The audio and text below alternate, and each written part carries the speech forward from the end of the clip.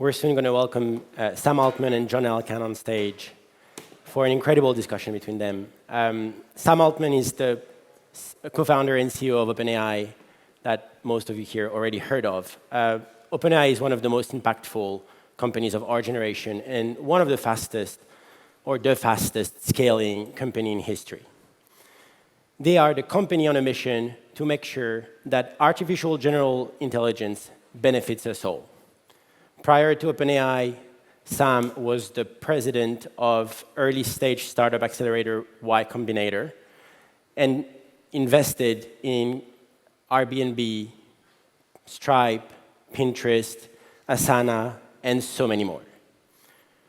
He's going to be joined by John Elkann, who is the CEO of Exor and chairman of Ferrari and Stellantis. As the fifth-generation leader of an entrepreneurial family, John knows firsthand, and probably better than a lot of people in the world, what it takes for companies to survive, innovate, and thrive for 100 years or more. Through Vento, John is also involved in shaping the future generation of Italian founders. And he was instrumental in taking starting Italian Tech Week and taking it to what it is today. It's my pleasure to welcome on stage John Elkann and Sam Altman.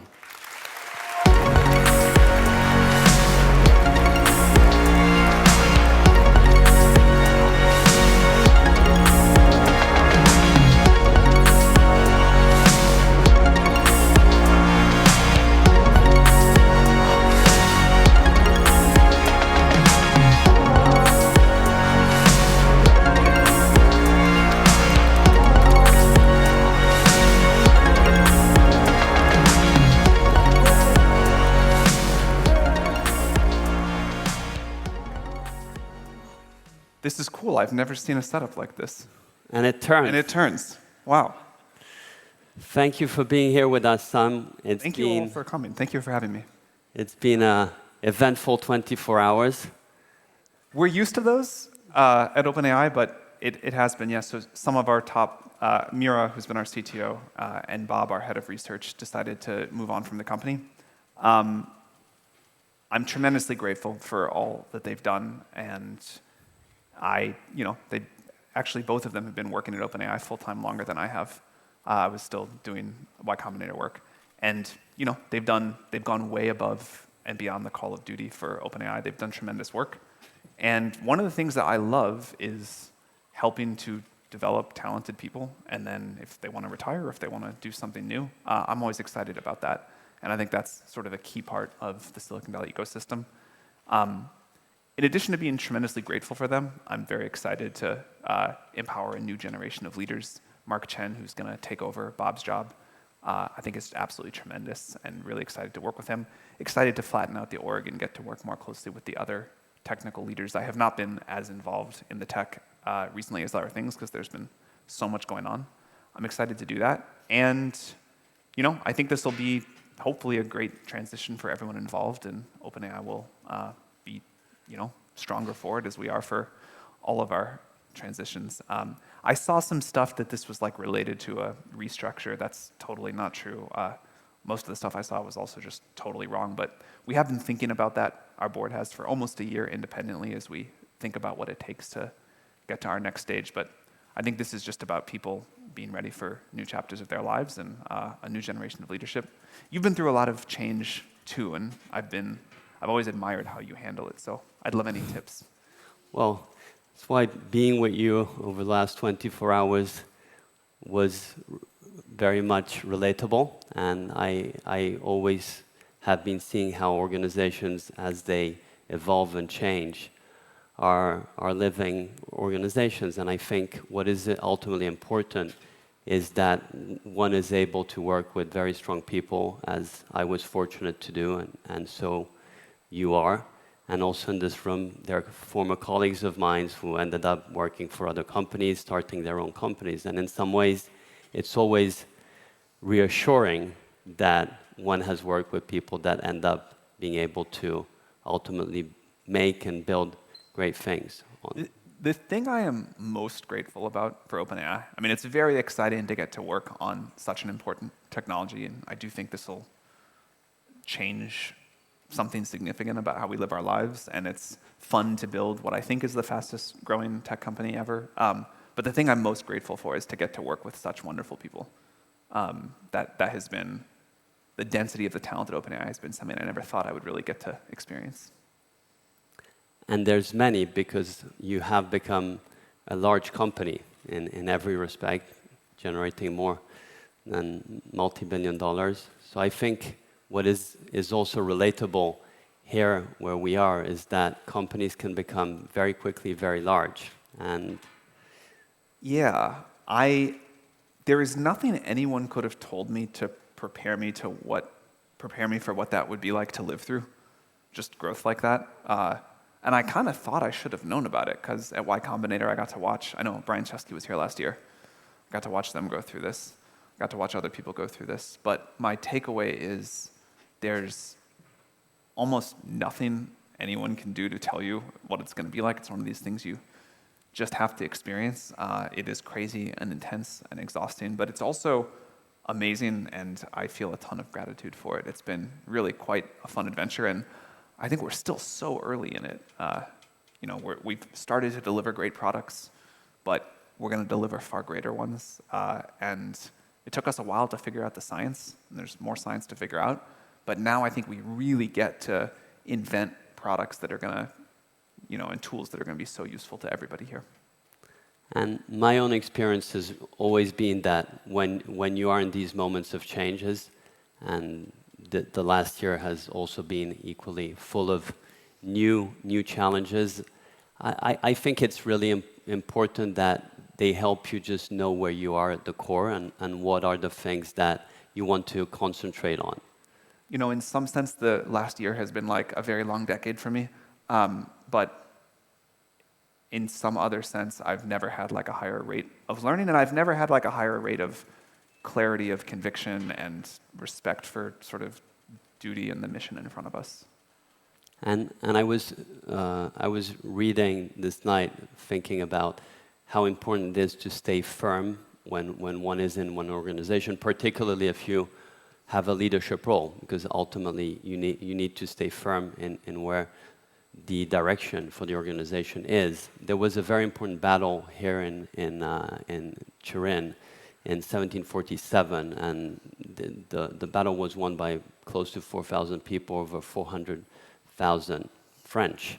And they named them Boujanen, which means don't move. And I do think it's really important in those moments that you don't move from your convictions, you don't move to the direction of travel. And in some ways, what has come out of all what you've done is really incredible products and more used.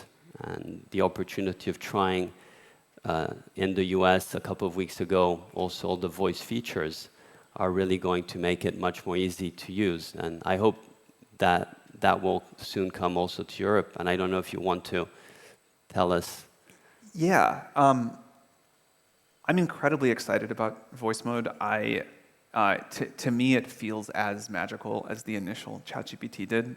There's something about talking to a computer that feels so natural and easy and comfortable that I notice not only do I use it much more and get more value out of it, but I use it in a different way. There's like things that, I didn't even realize this, but there's things that you say out loud and there's things that you text, and they're like a little bit different.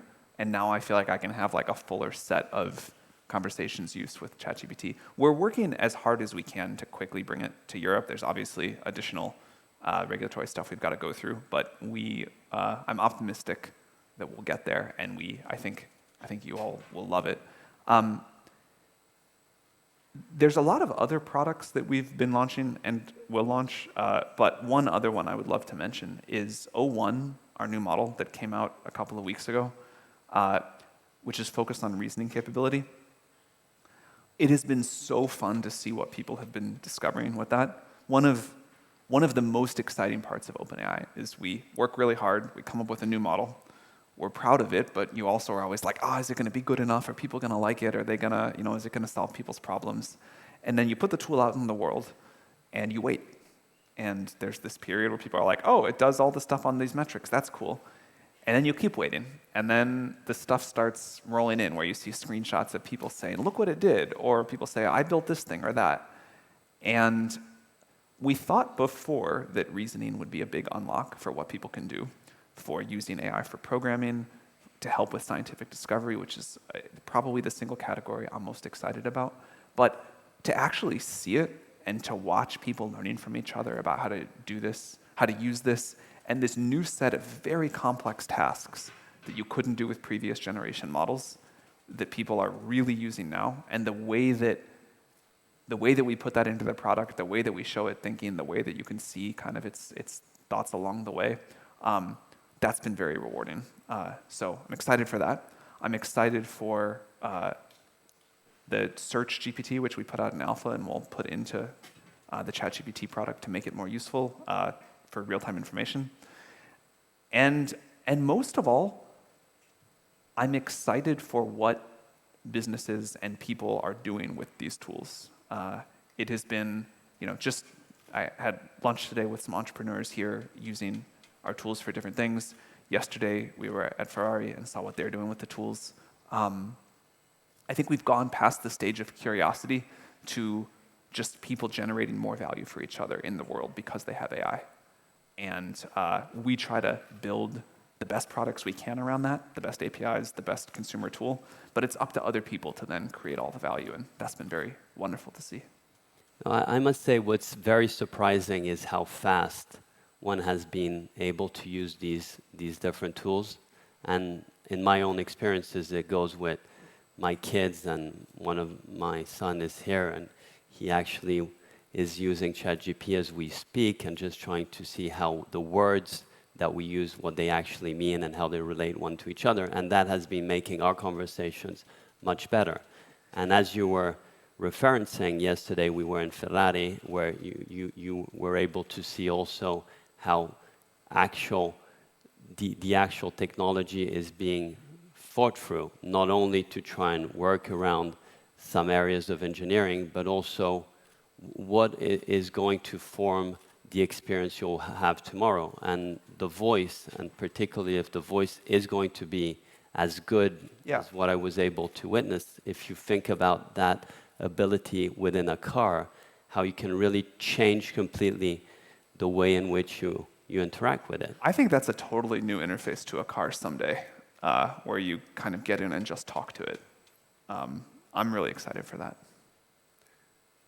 And it's not going to take probably that long. Maybe you could do it right now. Which was one of the conversations that happened yesterday. I was expecting the conversation about voice mode, and I was expecting the conversation about using our tools to help people at Ferrari process the massive amount of data and documents you have better. One of the most inspiring parts for me, though, was hearing from designers about how they use tools like DALL-E and how they're excited to get tools like Sora and someday 3D modeling to really enhance the creative process.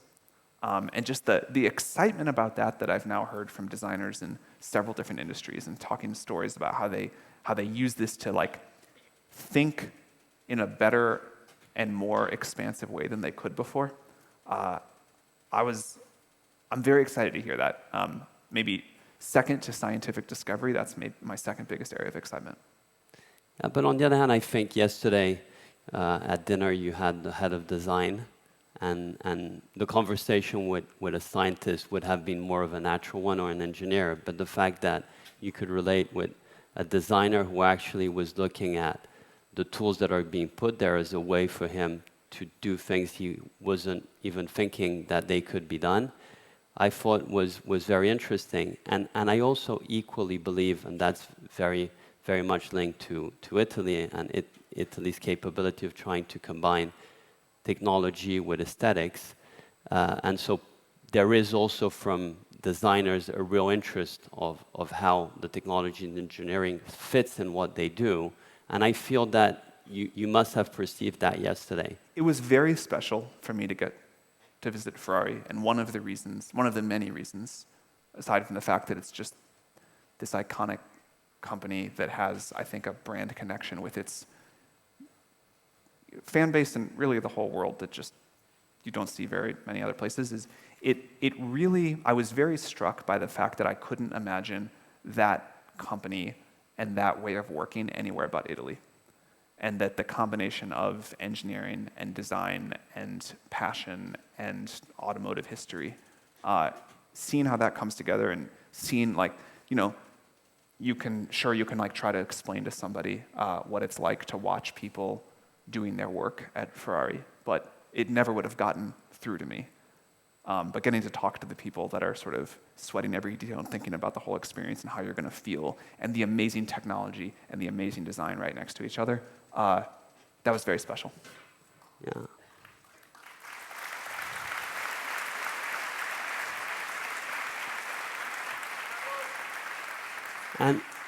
And just on that, I also think what was instructive, and I really appreciated how you were asking on the shop floor, where it's ultimately these are products that one builds, and you participating more in a world which is less physical than the ones in which at least I participate.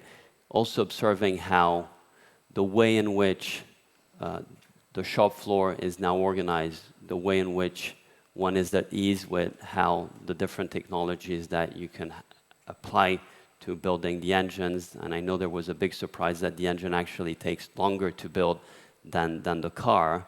I felt also that was very instructive for me to really show in real life how ultimately the way in which the evolutions of technologies and also the way in which we as humans are actually doing better our work was very tangible.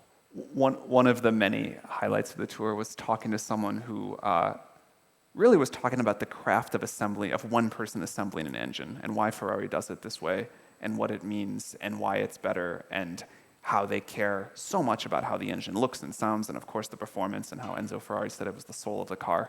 And then in the very next breath saying, and by the way, there's this bug in ChatGPT, it's really bothering me, I need it for my graph, can you please fix it quickly? So that was great. We've known each other for many, many, many years. I remember back in 2013, 14 in Mission, Pioneer Building, AI was really more of a conceptual conversation. OpenAI did not exist. But one of the things that back then was at least important for me was to make sure that we could try and stimulate more in Italy the rate of innovation that was occurring in Silicon Valley, and your valuable experience from Y Combinator, which luckily also copying and following, we have been able to put a program now Vento in Italy, which is the largest investor in early stage. We are really happy to be here at the Italian Tech Week, and a lot of things from those conversations have developed.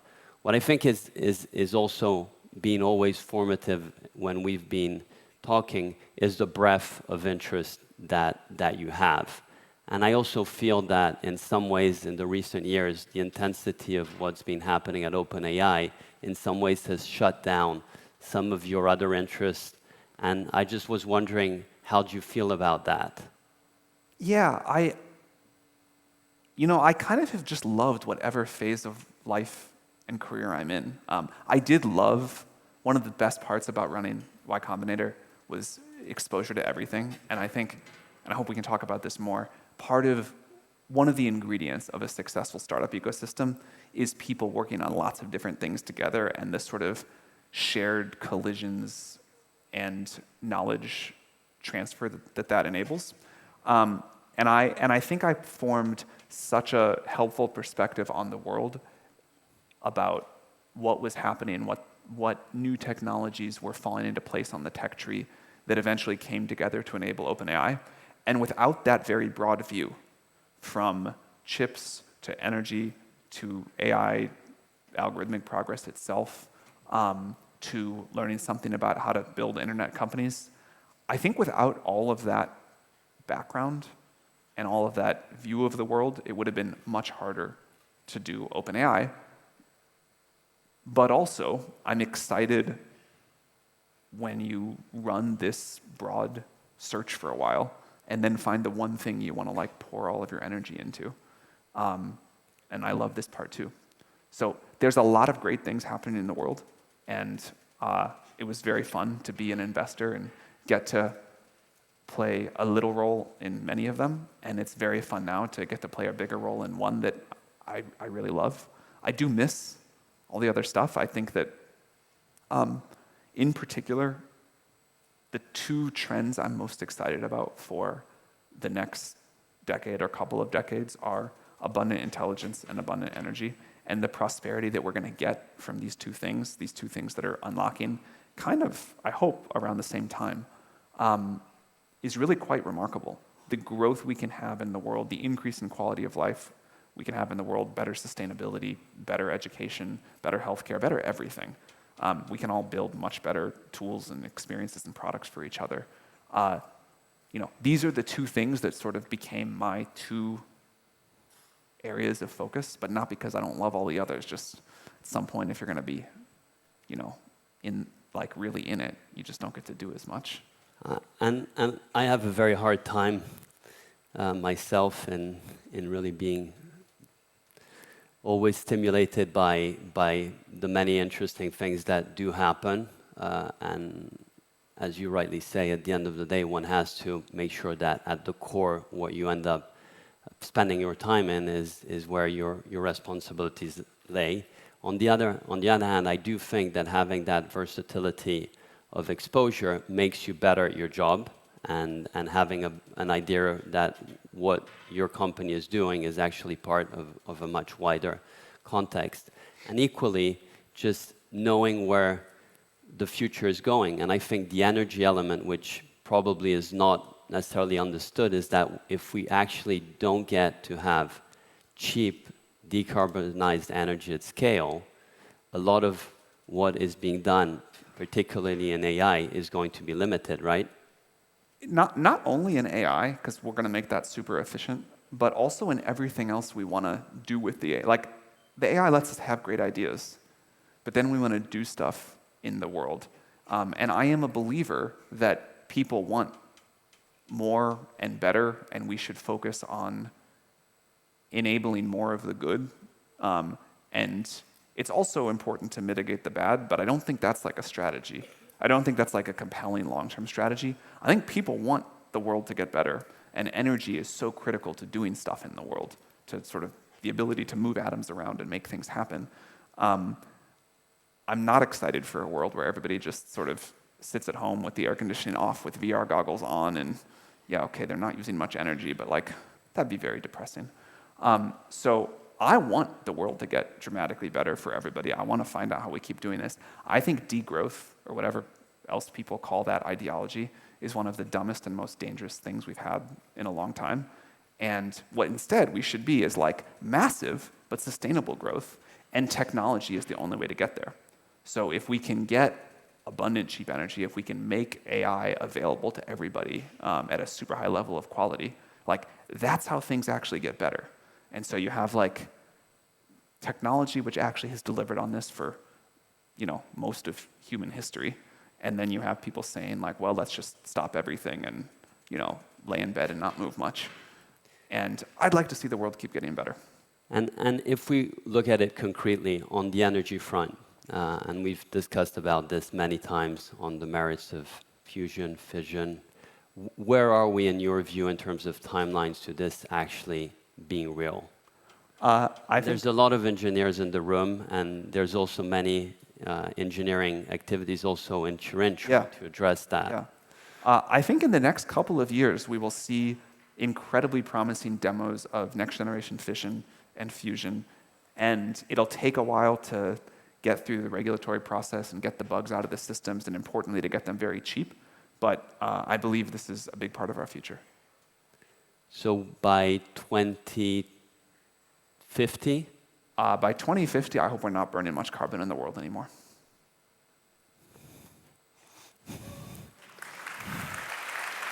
It's a big commitment. So if that plays out in the way you just described, that by 2050 we'll be able to have decarbonized free energy, and the evolution of what AI will allow us, we'll be living an unprecedented growth trajectory of our world. Yeah, to be clear, I think we already are. Think about what life is like today relative to 200 years ago, what we're capable of doing, how things that would have routinely killed us, a mild infection, we have developed the technology to, make almost a non-event. You just sort of don't think about a lot of things that people used to think about. So I think we're already in an age of quite significant wonder, but it's sort of part of the human experience, the human spirit, to always want more, want better, want to say, okay, what's next? What are the next 10 and 20 years are going to be like? And I hope we make even more progress to a better world in the next 20 years than we did in the last 200. But this is fundamentally not a new thing. Like, technology has been delivering on this for, actually, so to an American, 200 years sounds like a long time. One of the things I love is the history of technology, and a special thing to me about Italy. I'm like a big nerd. Like, if I can go to a city, I will, and there's like something about the history of technology to go look at, I would prefer that to anything else. Did you ask ChatGPT about personalizing you a series of what happened and what was invented at Turin? I didn't, but I will right after this. But I did do that in Venice earlier this year. I was there with our mutual friend, Diane von Furstenberg, and she loves Venice, as you know.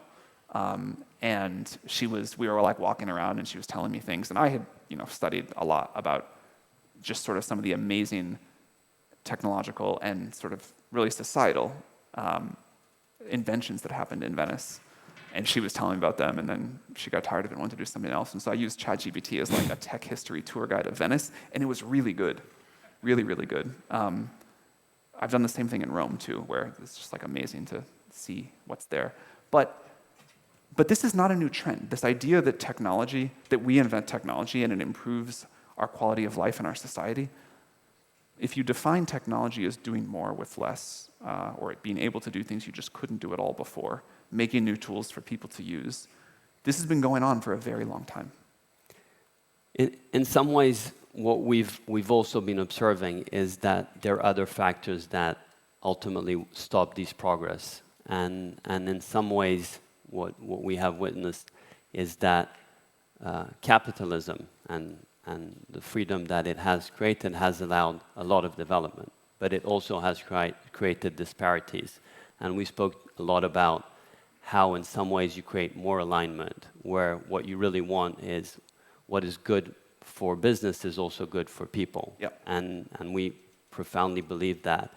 And there are different mechanisms in which you actually are able to try and find more alignment. So within our companies, we've always tried to see in which ways we can have a much broader base of our employees that are aligned with ultimately what the company is doing and the value of the company. Because more everyone participates in what the development is, the more everyone is willing to be part of it.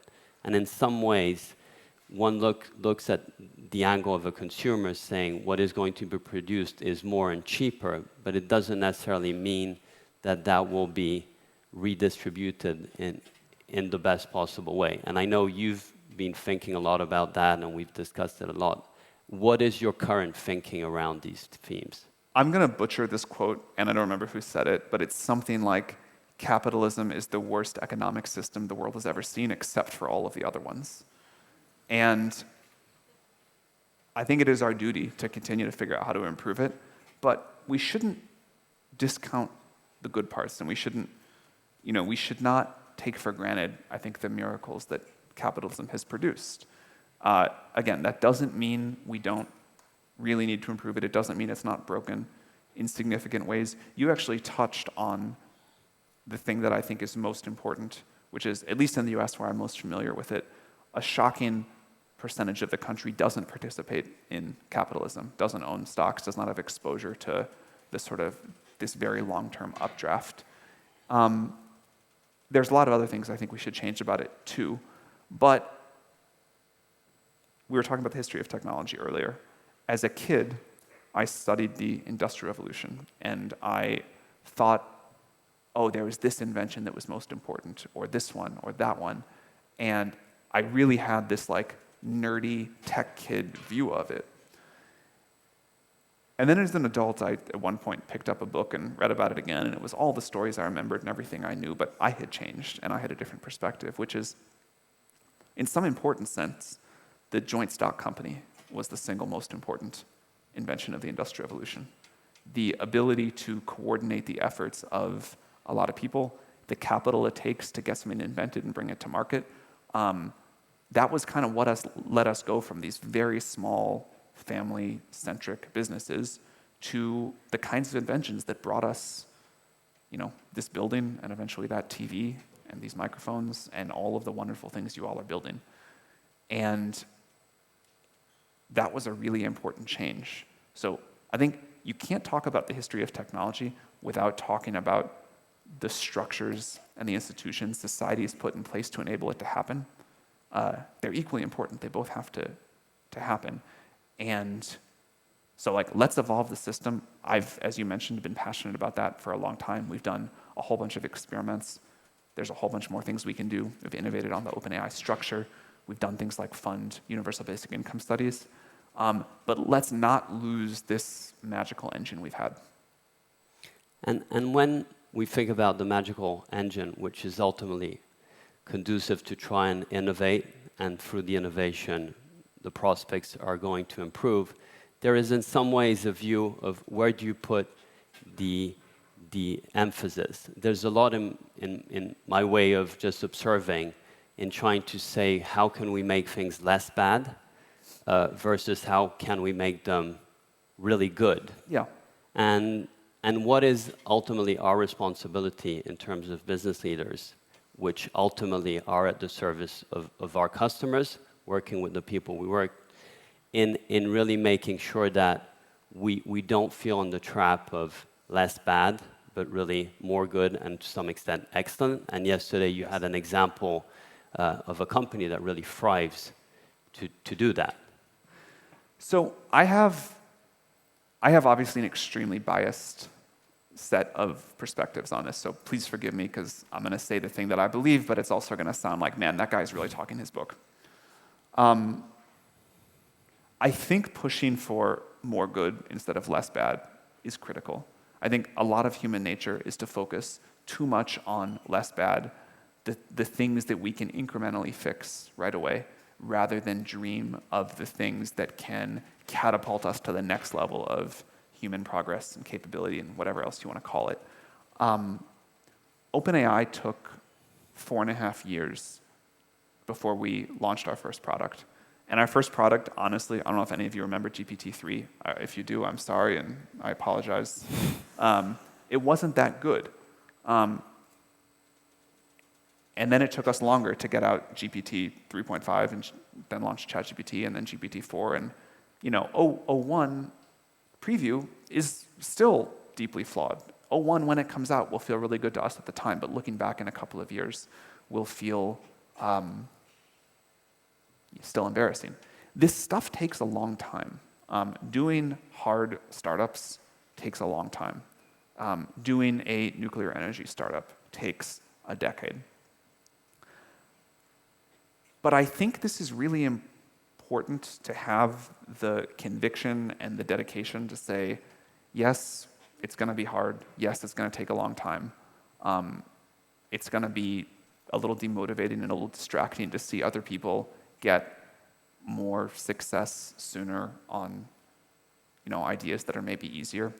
But going after these really big unlocks that are high risk, high reward, and very time and sort of personal energy intensive, I think that's a critical part of how the world gets better. I think investing in deep technological progress, even though it's often not the quick win, is such an important part of the win. Now, other people have other ideas, other people do things other ways, and I think it's all great.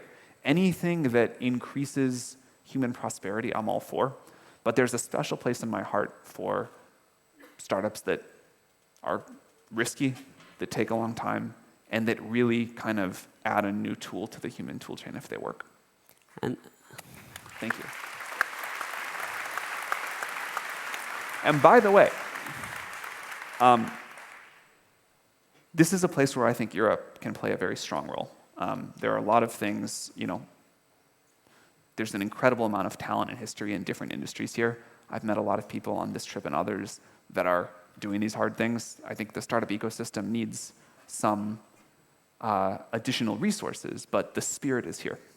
And I think this is very relatable to what we've been trying to do here in Turin and the initiative Vento, which is really trying to make sure that we can give the opportunity of great founders who are aspiring to do exactly what you were saying, Sam, but equally our venture building activity, who's actually physically done here at OGR, and the opportunity like the one we have today of exchanging. What I do think is though important, and that's probably my personal bias as I've really a continuation of what has been a family history of entrepreneurialism who traces over 3 centuries when in the city the car industry was starting and Fiat was founded in 1899.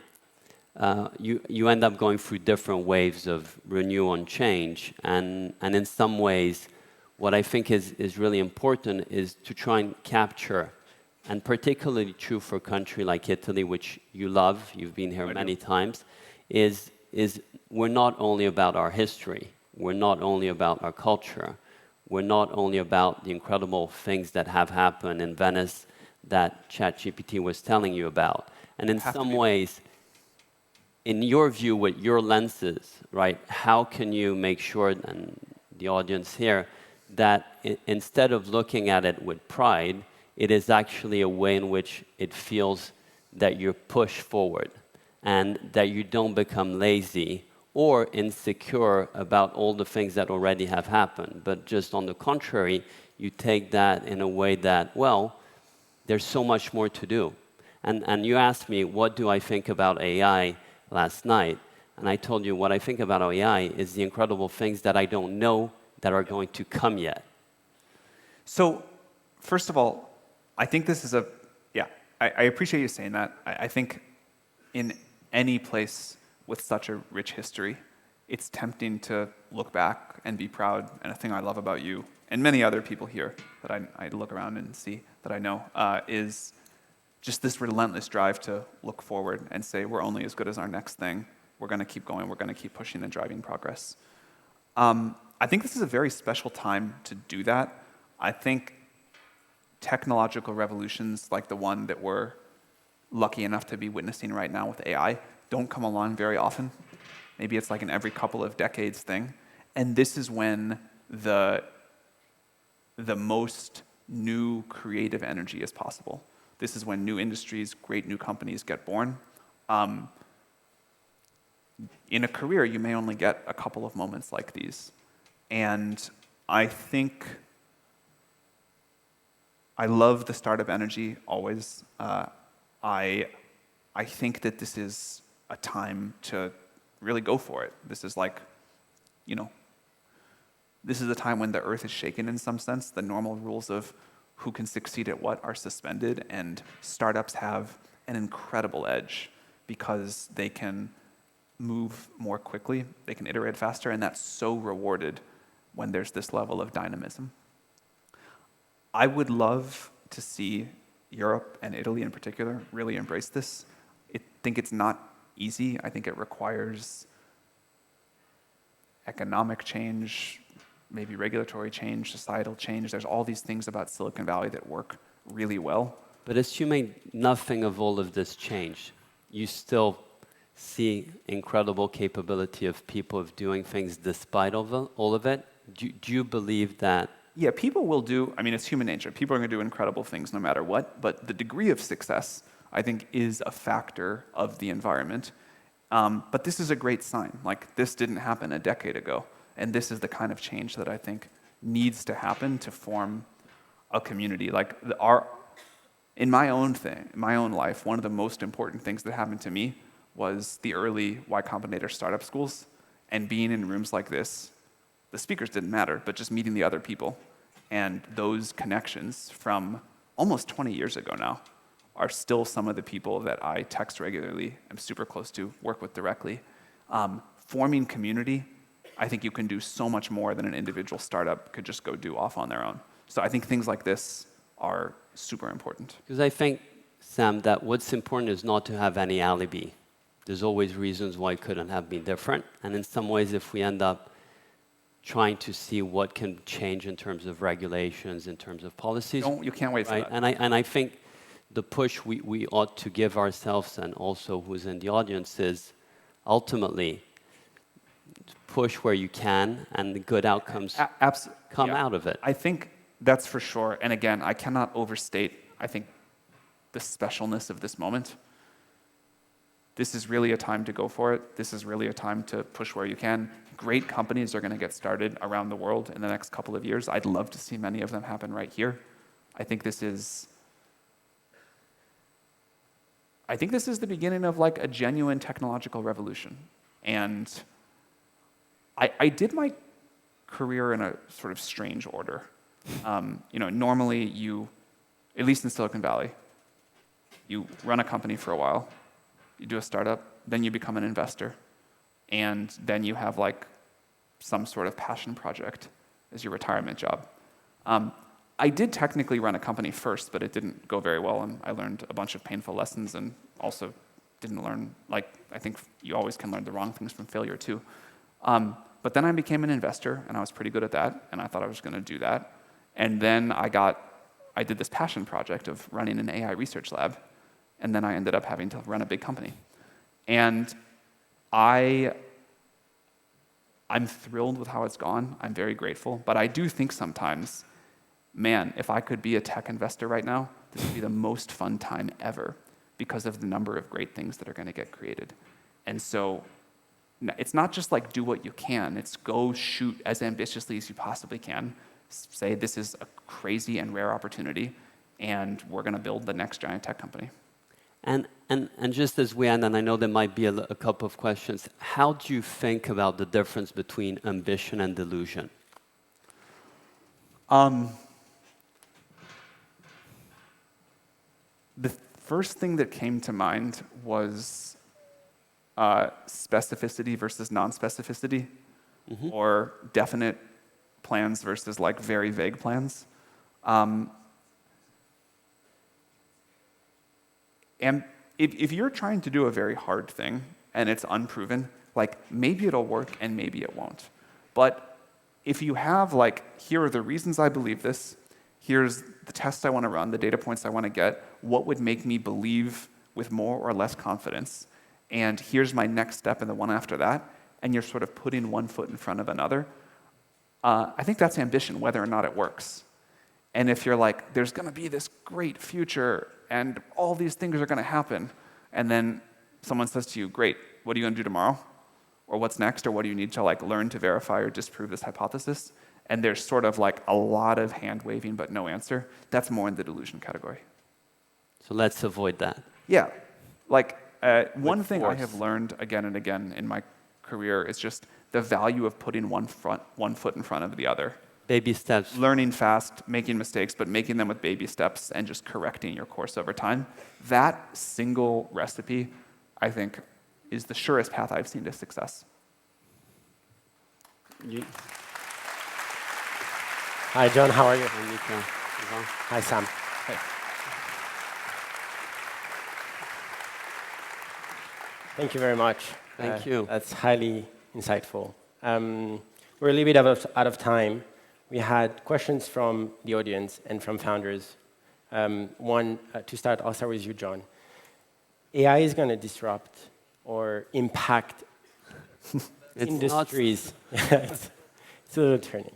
AI is going to impact most traditional industries in the next couple of years. It already started. How can companies start now to adopt new strategies to adapt now rather than be late in a couple of years? Well, I think awareness is ultimately the most important. And the more you're aware, the more you'll be prompt to adapting. And what is the most important thing, in my view, is what we were discussing before. Just leave yourself as an organization, the latitude that a lot of the things that some of these new technologies are going to allow you, and AI is going to allow you, you don't know. And it doesn't matter. But just be open to what you'll be able to invent and create without knowing it now. Thank you very much. And do you think there is a kind of a team to build around it? Do you think there is kind of the talents to bring to companies today? There's talents of everywhere. I think it's really not constraining yourself of what is possible. That makes sense. Thank you. And Sam, for all the founders that are building, we have a lot of founders in the room today. A lot of them are building at the application layer. What are you most excited about? What should they focus on right now? What are the biggest problems that you would want them to start solving? I always reverse that question on founders. One of the things that amazed me most about YC is the degree to which the best founders have ideas no one else does. And if you're asking someone, what should I build? We all get deprived of your own intuition. So there's lots of amazing things people are building, but we need it from you. The way, again, talking my own book, I'm like way too bullish on startups. I believe startups are like this critical ingredient to the world, but I really do love them.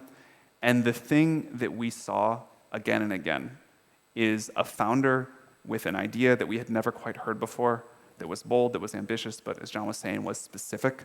That's where the magic happens. Yeah. And if you have one of those ideas, don't ask somebody like me for advice.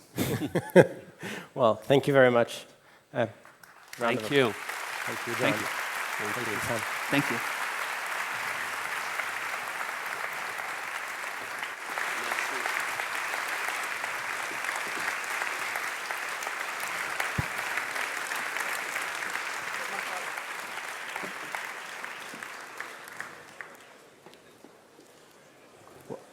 Wow, so we've just heard from Sam and John. We have a few great AI panels still for this afternoon, so please stick right now. Next, I'm going to welcome on stage two investors from Heavyweights VCs and a founder that are going to talk about the chasm that's happening between the billions that are deployed at a foundational layer and what's the value created at the application layer. So on stage,